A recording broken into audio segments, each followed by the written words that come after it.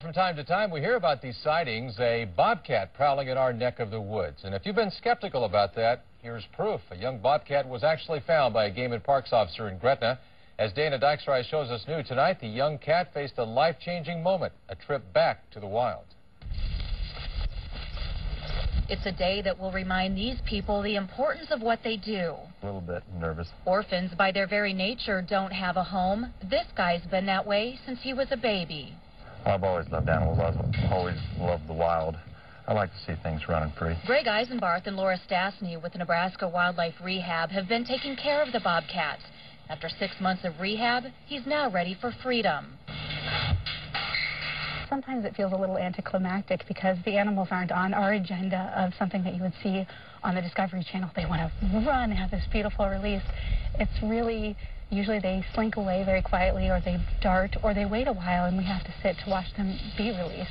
This one takes his time. He's probably looking over at us. But finally, There goes Greg.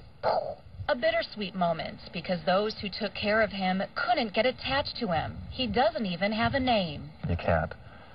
No, I basically feed it, water it, and walk away. Don't speak when you're around it. Just don't want it to become accustomed to you. Or chances are the bobcat won't want to run when released.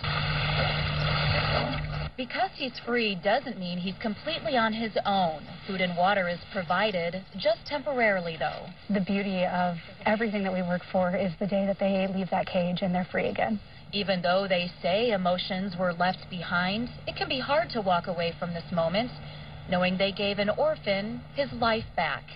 With photographer Don Lane, Dana Dykstra, Channel 6 News. It is possible for caretakers to become too attached to animals. Greg and Laura have another bobcat in captivity that cannot be released. He's too friendly and he loves his caretakers too much. The organization does not recommend wild animals as pets, though, and for more information on Nebraska Wildlife Rehab, you can call 341-8619.